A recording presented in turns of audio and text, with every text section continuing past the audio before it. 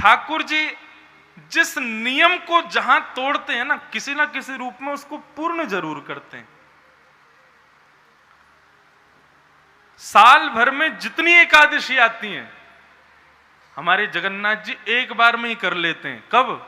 जब स्नान पूर्णिमा के बाद ठाकुर जी बीमार होते हैं और कितने दिन के लिए मंदिर बंद रहता है, उतने दिन तक ठाकुर जी दाल भात नहीं खाते, ठाकुर जी का भोग नहीं लगता। पूरे दिन ठाकुर जी केवल और केवल वो पीते हैं, काढ़ा पीते हैं।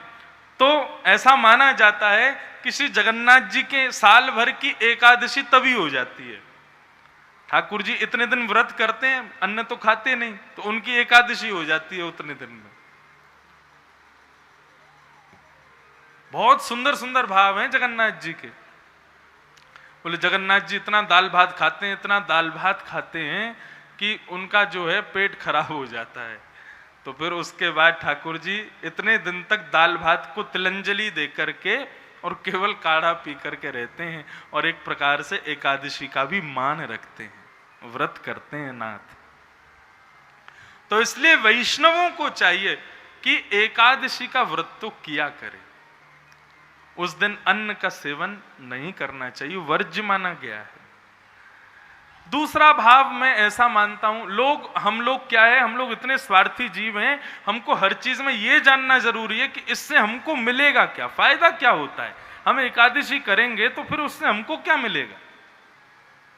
हम लोग इतने ज्यादा स्वार्थी हैं कि हमको सब चीज में चाहिए। एकादशी के लिए भी लोग पूछते हैं इससे फायदा क्या होता है महाराज जी। अरे कभी कभी कोई काम बिना फायदे के भी करने चाहिए। कई काम ऐसे भी होते हैं जिसमें यह नहीं देखा जाता कि इससे फायदा क्या होगा, बस वो करना चाहिए। लेकिन फिर भी लोग पूछते हैं कि इससे फायदा क्या होता है। देखो तो व्रत क्यों किया जाता है? व्रत करने से आयु बढ़ती है, आयु में वृद्धि होती है व्रत करने से। हम लोगों की आयु क्षीण होती है अन्न खाने से। हम जितना अन्न खाते हैं उतनी आयु हमारी कम होती चली जाती है। यदि हम एक दिन भी अन्न का सेवन नहीं करते हैं तो उस दिन अन्न ना खाने से हमारी आयु वर्धन होता है। एक भाव तो ये, और दूसरा भाव ये कि भैया जिस प्रकार माताएं अपने पति की दीर्घायु के लिए करवा चौथ का व्रत करती हैं, ऐसे ही वैष्णव भक्त वृंद अपने लाला की सुख समृद्धि के लिए एकादशी का व्रत करते हैं कि अरे लाला हम तो को कछु दे ना सकें, हमारे पास सबसे मूल्यवान हमारा जीवन है। हम एक दिन व्रत करके एक दिन की आयु जो हमको मिली है वो लाला हम तेरे चरणन में प्रदान करें। ये एकादशी का भाव। लेकिन वृद्ध, छोटे बालक और बीमार, इनके लिए कोई दोष नहीं है। लेकिन जो बढ़िया हिष्ट पुष्ट हैं, बढ़िया चंगे होके डोल रहे हैं और उसके बाद भी एकादशी नहीं कर रहे हैं, तो फिर बेटा समझ जाओ थोड़ा सा, एकादशी के दिन अन्न नहीं खाना चाहिए। और चावल तो बिल्कुल ही नहीं खाने चाहिए। वो बात अलग है कि आप जगन्नाथपुरी चले जाओ तो बात अलग है, लेकिन जगन्नाथपुरी से आने के बाद फिर अगली एकादशी भी करना, फिर द्वादशी भी करना, उसको पिछली एकादशी को कर लेना पूर्ण कहीं ना कहीं। ऐसे मैनेज करते हुए चलो अपने भाव को। और अब यहां प्रारंभ होती है रास पंचाध्याय की कथा, श्रीमद् भागवत के प्राण स्वरूप भगवान के रास की कथा। रास की कथा में हम लोग प्रवेश कर रहे हैं। भगवान पिता रात्रि शरदोत्फुल्ल मल्लिका विक्षरन्तुं मनश्चक्रे योगमायामुपाश्रित।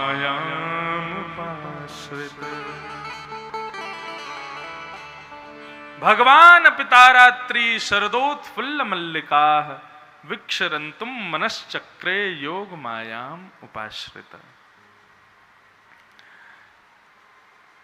बंधुओं, रास क्या है पहले ये समझो। बहुत ध्यान से सुनिए सब लोग, इधर देखो, ध्यान से श्रवण करो। रास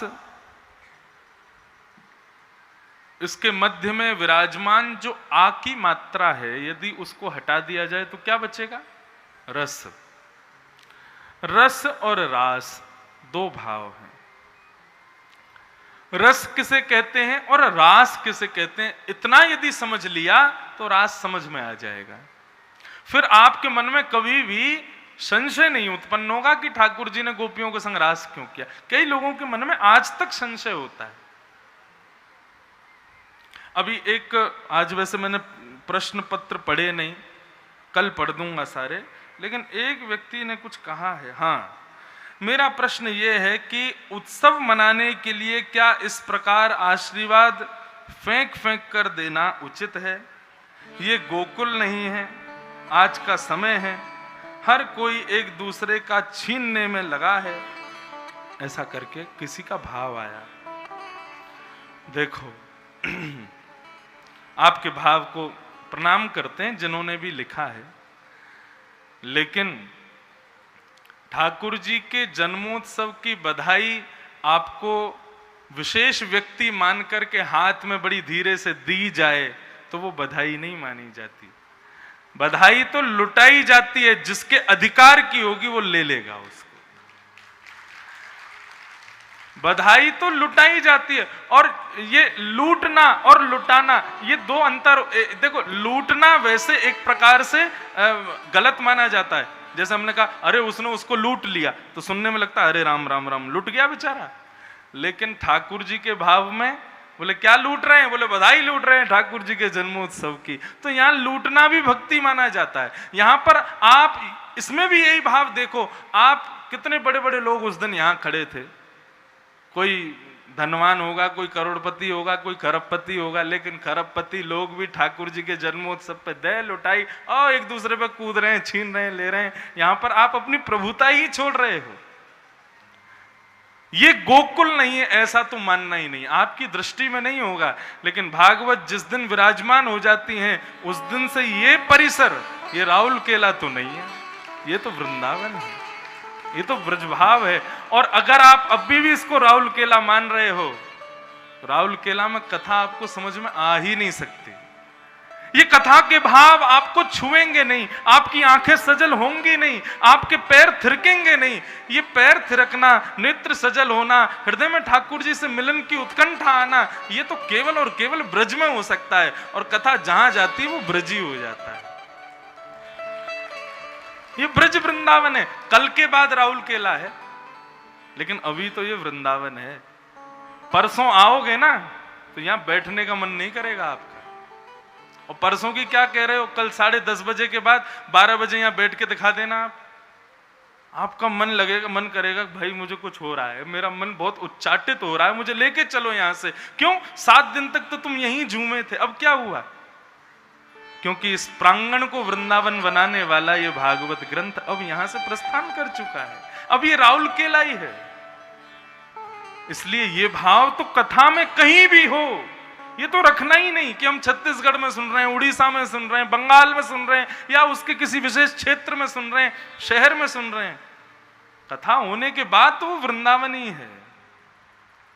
ये वृंदावन है बंधु। और ठाकुर जी की बधाई जिसने लूटी वो जीवन भर के लिए माला माल हो जाएगा। इसीलिए उसको लूटा जाता है और उसको लुटाया जाता है। दूसरा भाव एक और था कि भाई ये भाव भी आता है कभी कभी कि लुटाया हमने, चरणों में गिरता है, ठाकुर जी का प्रसाद है। तो देखो, ठाकुर जी की निर्माल्य वस्तु ठाकुर जी के प्रांगण में यदि चरणों में गिरे तो उसका दोष नहीं होता। ऐसे तो श्री जगन्नाथ जी के अब लोग मां भीतर से तुलसी लुटा रहे हैं और भीतर से मालाएं फेंक रहे हैं, खूब पैरों में गिरती हैं, लेकिन मंदिर प्रांगण में, उस पवित्र प्रांगण में उसका दोष नहीं माना जाता। हाँ, वो बात अलग है, आप इस प्रांगण से बाहर गए और वहां जाकर के आपने ठाकुर जी के प्रसाद को गिराया और उस पर पैर रख दिया तो उसका भी पाप नहीं लगता। उससे होता क्या है? उससे पुण्य खत्म होते हैं, पुण्य क्षीण होते हैं। तो ये तो पावन पवित्र है और ठाकुर जी की बधाई तो लुटाई ही जाती है। रस में और रास में भेद क्या है मैं ये बता रहा हूं। रस किसे कहते हैं? आप लोग पहले दिन कथा सुनने के लिए आए, तो फिर दूसरे दिन क्यों आए कथा में? 7 दिन की कथा थी, एक ही दिन सुन लेते, दूसरे दिन से अपने घर में काम देखते, अपना कारोबार देखते, अपना सब कुछ देखते, लेकिन आप क्यों आ रहे हो?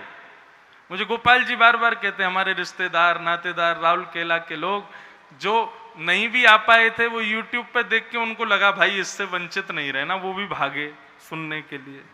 क्यों? क्योंकि आपको कथा में रस आया था, आपको कथा में स्वाद आया था। भले ही कान से ले रहे थे लेकिन स्वाद आ रहा था, कथा में सुख मिल रहा था। ये रस आना, स्वाद आना, ठाकुर जी की कथा में सुख मिलना, ये सब कुछ रस है। जहां आप ठाकुर जी से मिलने के लिए जाते हो, ठाकुर जी का सुख रस लेने के लिए जाते हो, वो रस है।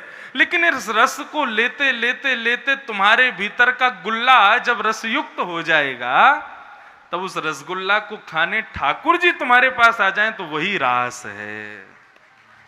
नहीं समझे अभी बात?